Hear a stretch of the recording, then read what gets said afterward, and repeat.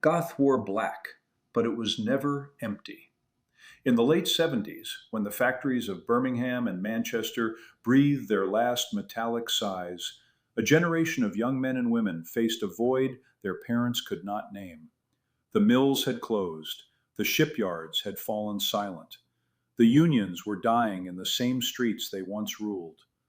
The children of laborers inherited scraps of an industrial world without inheriting its dignity or its direction. They knew a country that had forgotten them. Rather than vanish into the pubs and bingo halls, they did something remarkable. They built a culture. They transformed their poverty of circumstance into an abundance of symbol. They stole fragments from Victorian funerary art, German Romanticism, post punk minimalism, and the twilight poetry of decaying cathedrals. They dressed like mourners attending the funeral of the nation, because that was exactly where they lived. They were not making a joke of themselves, they were making sense of the world. What emerged was more than a way of dressing. Goth created a shared identity for a class that had been stripped of every formal one.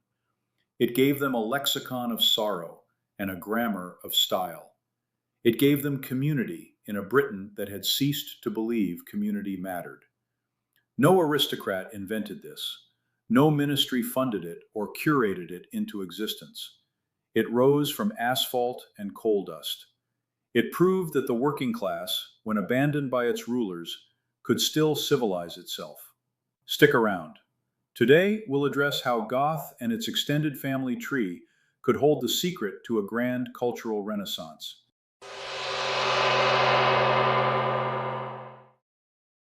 For more than a century, the West has lived with a quiet assumption. Culture is something elites make and the masses inherit. It arrives from universities, salons, foundations, and galleries. It is shaped by critics and curated by gatekeepers. The people receive it the way parishioners receive communion. They do not author it, they absorb it. This belief has hardened into social instinct. It appears in museum labels. It appears in the tone of glossy magazines that speak as if the creative spark sits only in districts where the rent would bankrupt a normal family. It appears in the way working people are treated when they attempt to express anything beyond a football chant or a flea market trinket. Goth wrecked that narrative. What began among teenagers without pedigree or patronage refused to die the way fads are supposed to. Most bottom-up movements burn like brush fires and fade when the season changes. Hot for a year or two, then gone. Goth did something rarer. It migrated from neighborhood gigs to nightclubs, from secondhand boutiques to record stores, and from narrow cliques to broad continents. It spread without losing its pulse. Fads collapse, cultures travel. Goth traveled across language, class, and geography without a committee to guide it. It survived because its style had coherence, its symbols touched recognizable emotions, and its practitioners believed themselves part of something larger than their borough. Once that spark caught fire, elites could do nothing but observe. The flow had reversed direction. A culture from below announced itself, and it was impossible to ignore. Goth did not appear in a vacuum. It sprouted from the cracked pavement of post-industrial England, where the old order had died without announcing its replacement. Cities like Leeds, London, and Sheffield once pulsed with industry. Steel left furnaces glowing red. Shipwrights filled docks with the hulls of empires. Those streets taught children who they were. A man swung a hammer. A woman worked a line. Their parents had standing because they produced something the country needed. Then the machines stopped. Factories closed without ceremony. Unemployment climbed. Neighborhoods bled out their pride. A generation discovered that their inheritance was not a trade, a union card, or a place in the life of the nation. Their inheritance was rubble. They were told to take any job they could find in an economy pivoting toward accountants and marketing departments. They were expected to smile through it. The insult was historic. Power stripped the working class of labor, dignity, and purpose at the same time. That wound had to find expression. Some numbed themselves. Some picked fights. Others gathered in pubs where the walls felt too tight. But a few reached for language beyond words. They found it in distortion pedals, antique lace, and the spectacle of cathedral ruins under cloud-thick skies. They sensed that the collapse of the old England required a response worthy of the scale of loss. So they built one. They raised a mood to the level of a myth. They dressed for mourning, because mourning had become their daily weather. Once the mood took shape in Britain, it did not linger politely at home. It crossed borders the way smoke moves through broken windows. Bands toured. Zines photocopied themselves into fresh hands. Record crates traveled in the backs of vans to college towns, coastal clubs, and underground venues where the lights were too dim to see, but the bass was strong enough to feel in your ribcage. The Anglosphere has always been a vast conversation. Goth slipped into that conversation with startling ease. In Boston, it fused with academic melancholy. In Los Angeles, it tangled with occult glamour and desert dreams. In Toronto, it sank into industrial frost and concrete light. The shape shifted, but the spirit remained the same. Aesthetic coherence outlasted geography. No institution coordinated this surge. There was no central committee dictating eyeliner thickness or guitar reverb. What traveled outward from England was a sensibility, a refusal to surrender beauty to the market, and a hunger to reclaim mystery in an age that congratulated itself on rationality. Nightclubs became gathering halls. Record stores became chapels. Radio shows became lifelines for the kids cut off from whatever remained of their town's civic spirit. The working class no longer confined itself to the cities where the first notes had been struck. Their aesthetic crossed seas and borders without a passport. A rarity unfolded. A culture birthed in the wreckage of empire found followers in the heart of the very empire that replaced it. The spark had jumped the Atlantic and found a new fuse. The next leap was harder to explain by accident. Subcultures tied to language tend to remain fenced in by their mother tongue. Goth refused this boundary. It slipped into countries with no cultural memory of British coalfields or Thatcher-era despair. It surfaced in Berlin basements, packed tight with bodies moving like shadows beneath strobes. It surfaced in Sao Paulo, where working kids grabbed whatever they could from street vendors and reinvented decadence with a single spike collar and a thrift store coat. It surfaced in Tokyo, where fashion students remixed Victorian mourning into something sharper than a katana edge.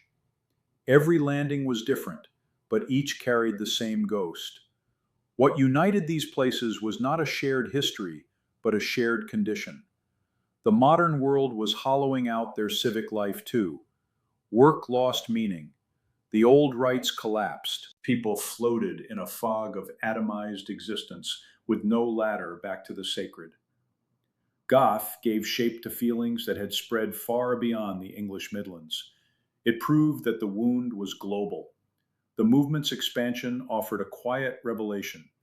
If a working class aesthetic could be replicated so widely, then the instinct that produced it was not a quirk of place. It was a human instinct responding to similar pressures. The children of every industrial skyline felt loneliness crouching at their door. Instead of bowing to it, they constructed symbols strong enough to confront it. A single thread wound through club floors from Osaka to Warsaw. The thread was dignity reclaimed through ornament. Most movements created by the young vanish the moment those same young grow older. The Middle Ages of life arrive with bills, children, and thinning hair. The wardrobe changes. The music softens or stops altogether. What once felt like identity dissolves into nostalgia. Goth refused this cycle. By the time the year 2000 arrived, every critic with a keyboard was predicting its last breath. Yet the clubs kept filling, the records kept circulating. New bands appeared who had not been alive when the first wave hit. A subculture that should have evaporated when the factories fell began to take shape as something more than a moment. It showed a spine, it showed endurance. Digital life did not kill it either. The internet opened floodgates that drowned 1,000 smaller worlds under memes and mass market distraction. Subcultures were flattened into aesthetic options sold by catalog stores. Everything was swallowed. Goth swam. It adapted to the new terrain without surrendering the core of its identity. Forums replaced flyers. Online shops replaced flea markets.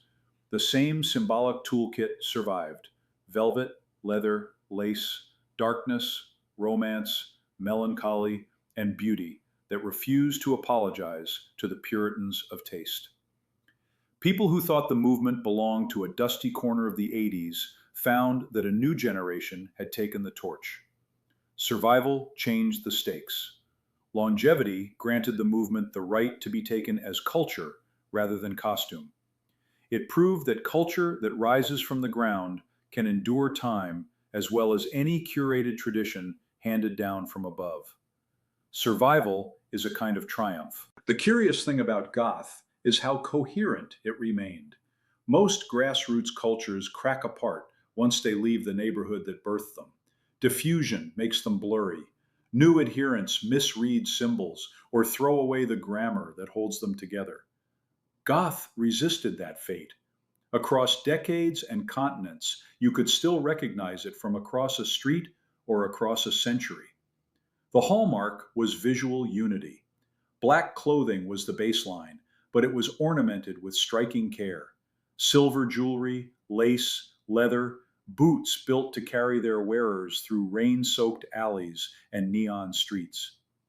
Victorian silhouettes reappeared without the wealth that once animated them. The movement knew that grandeur did not require gold.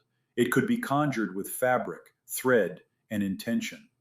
Music sharpened that identity. From Bauhaus and Susie to Sisters of Mercy and beyond, the sound tracked the inner weather of its people. Baritone vocals, echoing guitars, drum machines pounding like factory pistons still punching through the night. Even when the specifics changed, the mood remained constant. The songs carried a whisper of sorrow seasoned with pride. They offered a place where grief could dance without apology. Community sealed the coherence. Clubs, cafes, festivals, and tiny record shops built networks of belonging. It was not unusual for a stranger walking into a new city to find fellowship before finding work. That kind of connection is the signature of culture rather than trend. It is the mortar that holds symbols together through shifts in time. Goth earned recognition because it meant something. It communicated identity without speaking a word. The existence of Goth delivers an uncomfortable truth to those who police culture from above. A movement formed without aristocratic sanction can produce coherence, beauty, and lineage. It did all this while its authors punched time cards, scraped rent together, and navigated lives no museum trustee would dare inhabit. That reality unsettles the hierarchy our society assumes. Goth demonstrated that the working class was neither mute nor crude. It possessed a reservoir of imagination that did not disappear when the factories did. When its members were stripped of institutional backing and public honor, they reached inward and downward to construct a symbolic house for their souls. They took the raw materials available to them and forged something with staying power. That kind of self-making is a cultural miracle and a rebuke to the idea that ordinary people require cultural guardians to think and dream. One could sense in the movement the quality Thomas Carlyle called numinous, a spirit that hovered above its adherents but was summoned by their collective hand. The average critic, even today, struggles to explain why the aesthetic still speaks with clarity long after the coal smoke vanished and the guitars that defined the movement's birth were pawned or retired. The answer is elegantly simple. Goth tapped into perennial themes: mortality, sorrow, longing, dignity, and the beauty that can be extracted from ruins. Those themes will outlive budgets, ministries, and fashionable opinions. A people surrounded by decay learned to cultivate majesty in their attire and their sound. They reclaimed meaning without asking permission from the custodians of culture. There was a time when the upper strata of society accepted their duty. They commissioned art that lifted the eye. They built halls where music echoed like a prayer. They funded poets, sculptors, and architects to give shape to the longings of a nation. Their successes were uneven, but the intent was clear. Culture was a trust. It required cultivation. It required labor of the mind that paralleled the labor of the hand. That era dimmed. The 20th century scattered the aristocracy and dissolved patronage into committees. By the 21st, what called itself elite no longer believed culture mattered. The new ruling class discovered finance, bureaucracy, and managerial games that extract profit without nourishing spirit. They filled galleries with irony. They replaced beauty with statements that require wall text to decode. They congratulated themselves for dismantling shared standards and declared the resulting vacuum a triumph of liberation. This was not liberation. It was abandonment. The mass of citizens were left with screens, advertisements, and disposable entertainment. Their ancestors had been rooted in churches and guild halls. Their parents had trusted unions and neighborhoods. They inherited strip malls and social media feeds designed to keep them dazed and buying. Under those conditions, culture did not trickle down, it evaporated. That vacuum dragged manners, music, and civic life toward incoherence. The working class absorbed the blow most directly.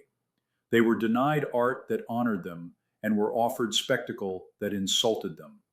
Yet even then, some part of the people refused to decay quietly. They did what the stewards would not. They made a culture of their own. Goth is not the last working class culture strong enough to hold a people together. It is only the first, modern proof that such a thing is possible. Beneath the noise of collapsing institutions, new aesthetic tribes are forming. They gather in thrift stores, garages, rented warehouses, Discord servers, and half-lit cafes that do not realize they are gestating tomorrow's canon. Their parents rarely understand them. Their bosses rarely see them. Their universities rarely value them. That obscurity is a gift. Aesthetic invention thrives where elites are absent. If the movement begun in the ruins of British industry could cross oceans, languages, and generations, then the potential is immeasurable in a culture that is unraveling everywhere at once. The next movements may draw on rural life discarded by suburbia. They may be born in small towns that feel invisible to city planners. They may rise from immigrant neighborhoods, packed with unacknowledged genius. They may look nothing like Goth's velvet and black lace, but they will carry the same stubborn refusal to be spiritually evicted from their own country. The lesson is clear. Culture is not a museum exhibit that can be dusted by experts. It is a living force that emerges where ordinary people decide life requires beauty. When elites neglect that duty, the responsibility falls to streets, clubs, and workshops. The children of workers must do what was once done in palaces. We stand at the threshold of a great cultural renaissance. The seeds are already in the ground. All that remains is to water them with care and guard them from the rot.